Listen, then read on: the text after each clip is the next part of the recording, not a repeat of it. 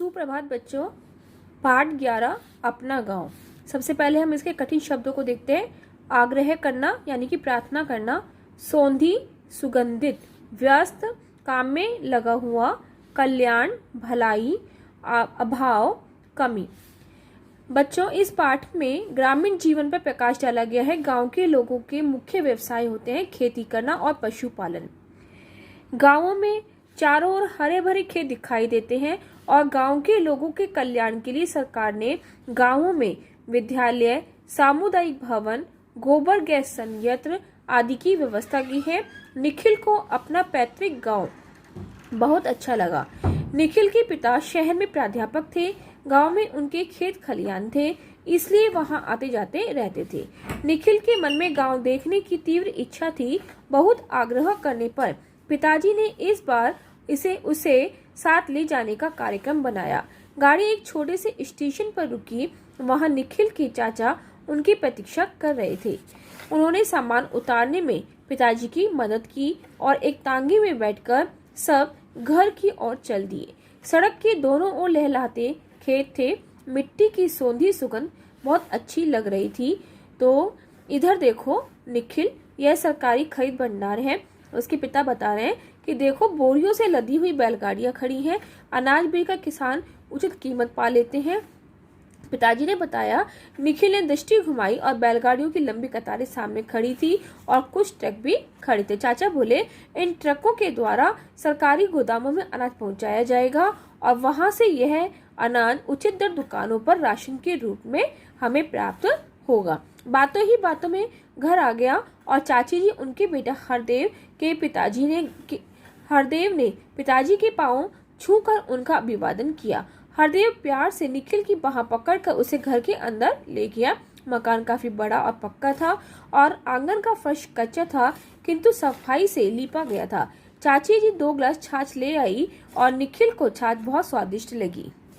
थोड़ी देर के बाद निखिल हरदेव के साथ कुएं पर नहाने गया। कुएं के चारों ओर पक्की जगह बनी थी। ऊपर टीन की छत थी। पास ही टंकी थी जिसमें नल लगा हुआ था। ठंडे पानी से स्नान करके निखिल को एक ताजगी का अनुभव हुआ।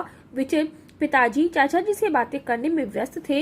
हरदेव निखिल को अपने खेत पर ले गया और वहाँ छोटी छोटी क्यारियां बनी हुई थी। एक क्यारी में भिंडी, दूसरे में करेले लगे थे। तोरी की बेल पेड़ पर लपटी हुई थी।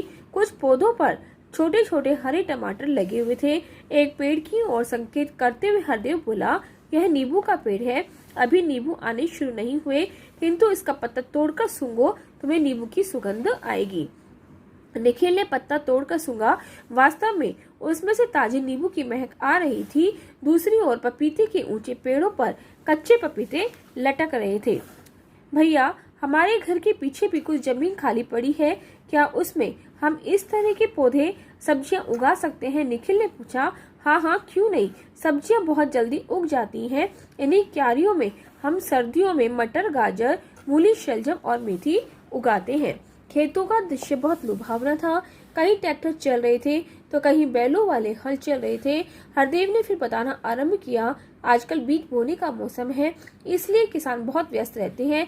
उधर देखो धान के खेत है। क्यारियों में छोटे छोटे धान के पौधे लगाए हुए हैं। जब वे बड़े हो जाएंगे तो उन्हें पूरे खेत में लगा दिया जाएगा। चलो अब हम तुम्हें अपना विद्यालय दिखाऊं। कैसे बाहर आते हुए हरदेव बोला, हमारे विद्यालय की पक्की इमारत पिछले वर्ष बनी है। आसपास के कुछ गांवों से छात्र यहाँ पढ़ने आते हैं और यहाँ सुबह लड़कियां भी आती हैं और शाम को लड़के।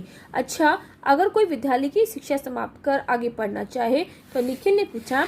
यहाँ अभी महाविद्यालय नहीं है, अतः इसके लिए शहरी जाना होगा, हरदेव ने बताया। फिर एक अन्य इमारत की ओर संकेत करते हुए बोला कि यह सामुदायिक भवन है जहाँ एक टेलीविजन है। महिलाओं के लिए कक्षाएं होती हैं। सफाई, हस्तकला, परिवार कल्याण के विषय की जानकारी दी जाती है।